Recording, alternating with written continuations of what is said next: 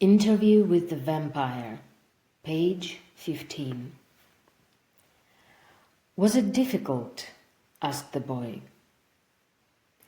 I should have never started with a human, but this was something that I had to learn by myself. After the police had gone, Lestat and I went into the swamps. It was dark, so I focused on my new ability to see in total darkness. And then we finally found our victims. There was a small camp of runaway slaves. Lestat had visited them before and killed some of them, taking them in their sleep.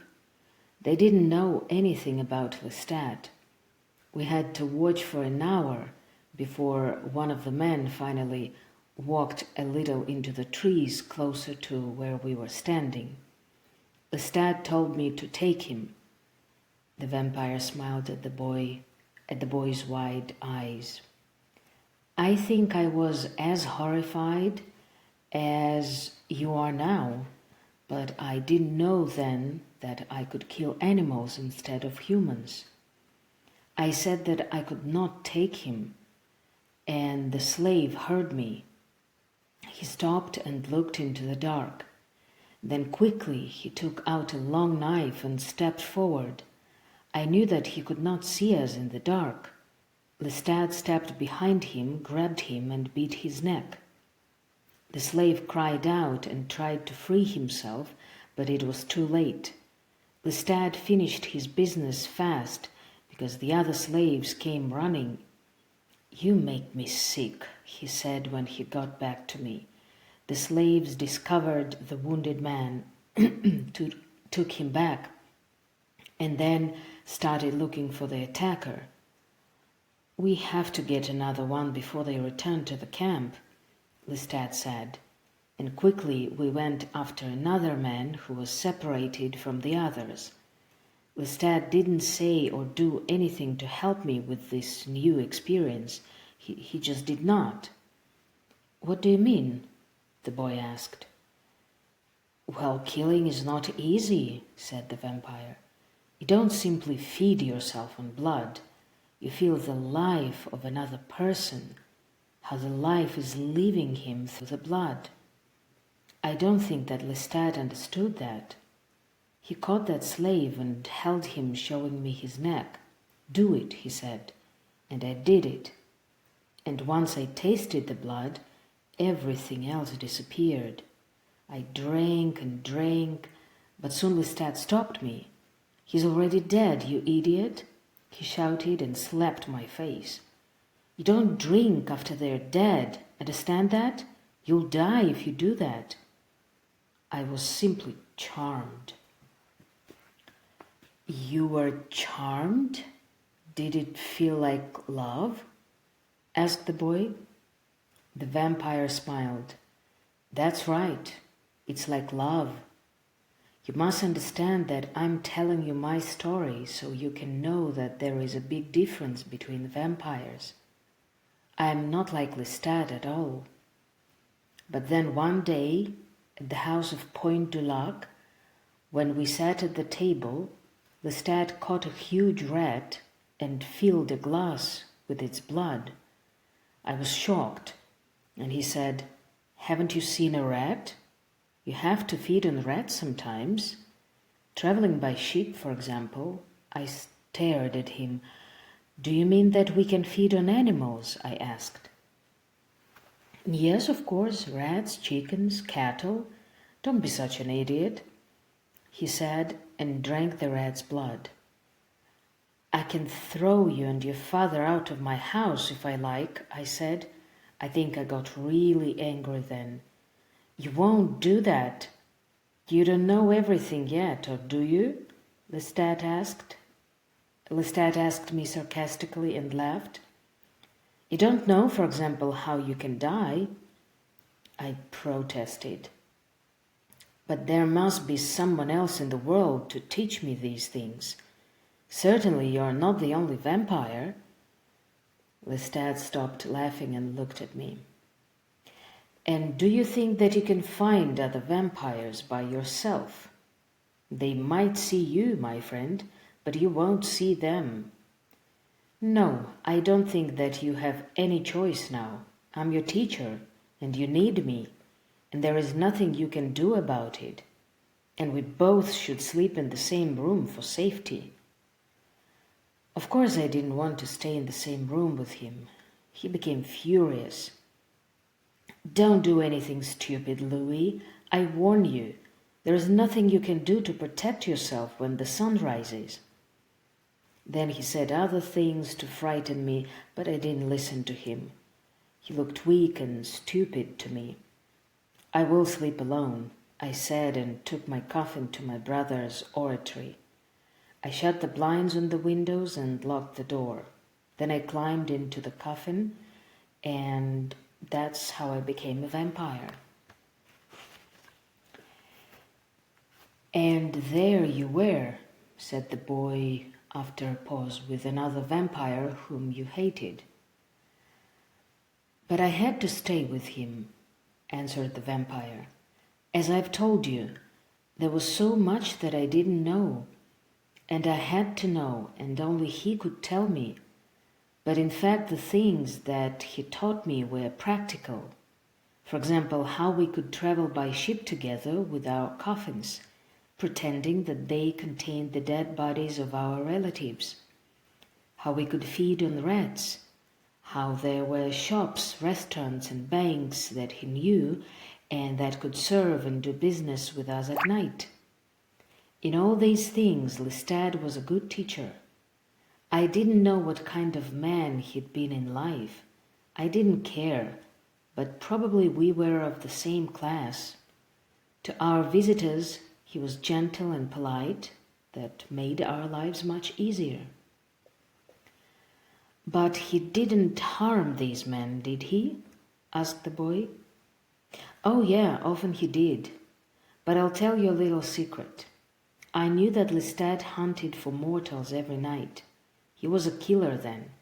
But to my family, my guests, and my slaves, he was not. He also took care of his father, but sometimes he treated the blind old man badly. Don't I take enough care of you? Lestat shouted at him. Stop asking me about going to church or to your old friends. Your old friends are all dead. Why don't you die and leave me in peace? The old man cried softly. He would have been quite happy on his little farm forever. I often wanted to ask him where that place was, because probably that's where Lestat knew another vampire. But I didn't dare. And so we lived together. Lestat often laughed at me and my mortal feelings, especially when I asked him about God or the devil.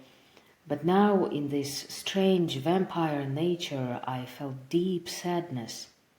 I often looked around me at all the mortals that I knew and saw life as something precious. I helped my family and spent much time with my sister. All this became possible because of my loneliness, with which I lived in the world of mortal men. And what about the money?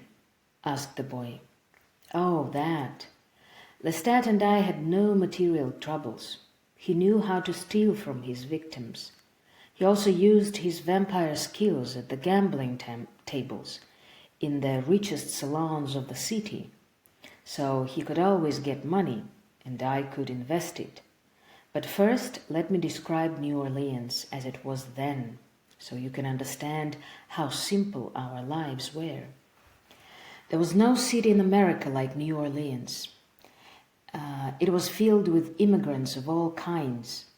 Then there were not only the black slaves and the Indians, but also the people of the port, the sailors of ships, who came to spend their money in the city. This was New Orleans, a magical and romantic place for a vampire to live in, a city in which a vampire will never be noticed. The vampire looked sad. The boy sighed quietly. What was it? The vampire asked after a while. Oh yes, the money. Lestat and I had to make money, but I'll come to that in a moment. Let me tell you first how we fed. I killed animals, and Lestat killed humans all the time. Sometimes 2 or 3 a night, sometimes more. He drank from one and then went to another. A young girl was his favorite food, but his favorite trophy was a young man like you especially. Me? The boy whispered. Yes, the vampire continued, as if he hadn't seen the boy's fear. Both of us were hunting every night, Lestat for slaves and I for animals. Were you killing only animals? Yes, but I'll come to that later. And he was just a killer then, the boy said. No, soon I saw what it meant to him to be a vampire. It meant revenge. Revenge against life. Every time he took a life, it was revenge. Nothing mattered to him. He hated everyone. He envied the mortals. Did he continue living at Point du Lac? Yes. I wasn't sure if he told me all that I needed to know, and great pretense was needed. For my sister's wedding, I pretended that I had malaria, and something like that happened to me on the day of my mother's funeral, too.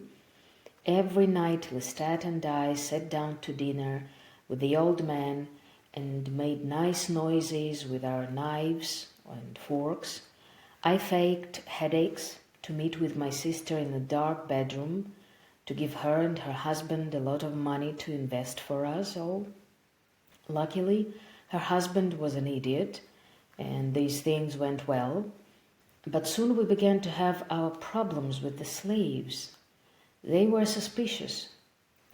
As I said, Lestat killed anyone he liked. So there was always some talk of mysterious deaths, which I heard one evening when I was playing a shadow at the slave cabins. Now, let me explain first something about these slaves. Our slaves were Africans. They were very black and very foreign. They made jewelry of animal bones. They spoke their African languages and sang their exotic and strange African songs. They were superstitious and had their own secrets and traditions. They had no fear. One summer evening, I heard through the open doors of a cabin a conversation which told me that Lestat and I were in real danger. The slaves knew now that we were not ordinary mortals. One of the maids told of how through a keyhole they had seen us at the table with empty plates and empty glasses, laughing, our faces white and ghostly. They had also seen Lestat's coffin. "There is no bed in there," they whispered. "He sleeps in the coffin." They knew what we were. And as for me, they had seen me come from the oratory every evening. Of course, I had pretended to visit it in memory of Paul, but they didn't believe my lies.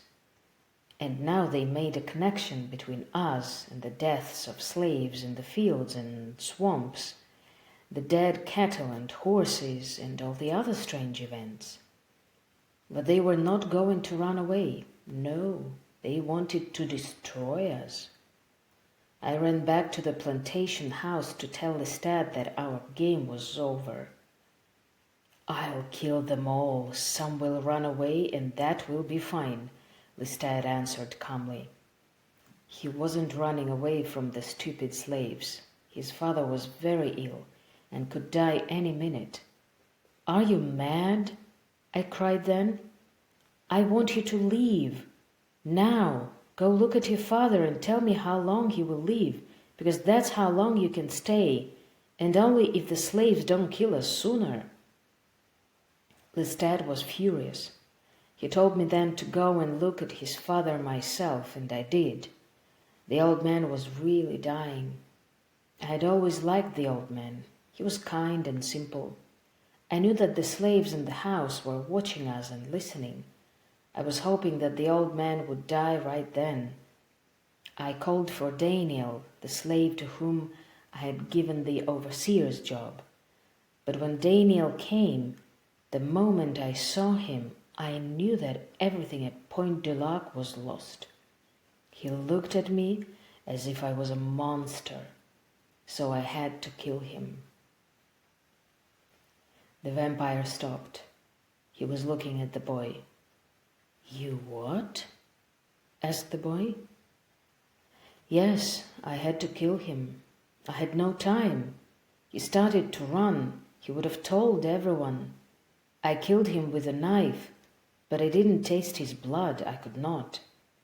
Then Lestat came out of the room. 'Kill my father. We have to get out of here. There's no time,' he said. 'Are you mad? He's your father,' I answered.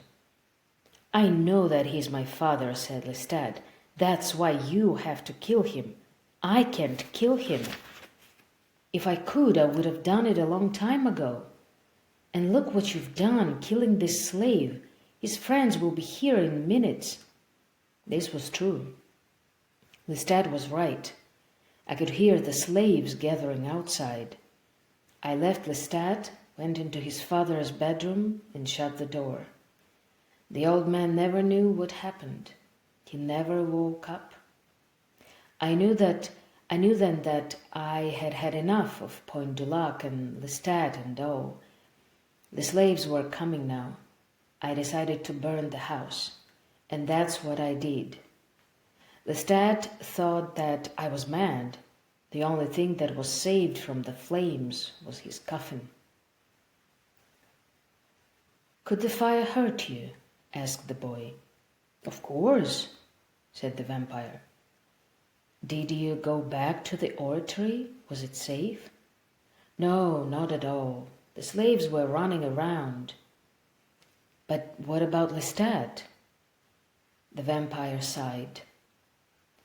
"Lestat wanted to go to New Orleans, but we needed a carriage and horses to take our coffins there. At first we hid at another plantation house nearby. I knew the owner, a very nice lady named Babette, whom I liked, but whom I never told my real story." "Oh, I see that you want to ask me a question." The vampire stopped. "Oh, no," said the boy shyly. "Ask me," the vampire said to the boy. "Well, did you still have feelings, I mean, for ladies?" the boy asked. "Do you think that I cannot feel?" asked the vampire. "Or you mean love?" "It is a good question. I feel love, and I felt some love for Babette, but it was not the greatest love I have ever felt.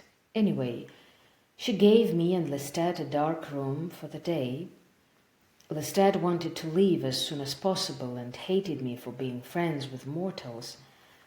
'I don't need you, Louis,' he shouted. 'But to get out of here, we need each other. You don't know how to use your powers. It's like you don't know what you are. You talk to this woman, but if she comes back with the others? But what if she comes back with the others? Then what? Then be ready to kill.'" The vampire stopped. He was lost in his thoughts, his memory. Then he turned towards the boy and studied him. The boy looked into the vampire's eyes. "Is this what you wanted?" the vampire whispered. "Is this what you wanted to hear?" He moved the chair back, got up, and walked to the window. The boy sat quietly, and his eyes were wide. "You don't answer me because I'm not giving you what you want, am I? You wanted an interview, something to play on the radio." "That doesn't matter. I'll throw the tapes away if you want." The boy stood up. "I can't say that I understand all that you're telling me." He took a step towards the vampire. The vampire turned his head slowly, looked at the boy and smiled. His face was calm, and the boy suddenly felt uncomfortable. "Will you please go on?" the boy asked. "Why?" the vampire asked. The boy didn't know what to say. Because I want to hear it, because I want to know what happened. All right, said the vampire with a smile. He went back to the chair and sat down. So let me go on then. You must understand that what I felt for Babette was a desire for a friend because I was so lonely. It was stronger than any other desire, except for the desire for blood. In the evening, Babette came alone with a lamp. But when she looked at me, I knew that she must have heard the terrible stories of last night. Now to Babette I was a monster. Please help us, I said to her. We need only a carriage and horses. She paused, making the sign of the cross, as if I was the devil. I don't know if I come from the devil or not. I don't know what I am, I shouted to her. I will live to the end of the world, and I do not even know what I am. Suddenly Lestat was behind her. He grabbed her wrist, and she screamed and dropped the lamp. Lestat pulled her towards the open door. Get us the carriage, he said to her. Get it now, and the horses. I ran after him, grabbed him by the neck and pulled him backwards. He let Babette go. Then he turned and kicked me, but I pulled him down. Babette was horrified. Remember, I shouted to her, I could kill you, or let him kill you. I did not. You thought that I was the devil. You were wrong. Then Lestat and I ran to the stables to get the horses and the carriage, and in an hour and a half we were in New Orleans.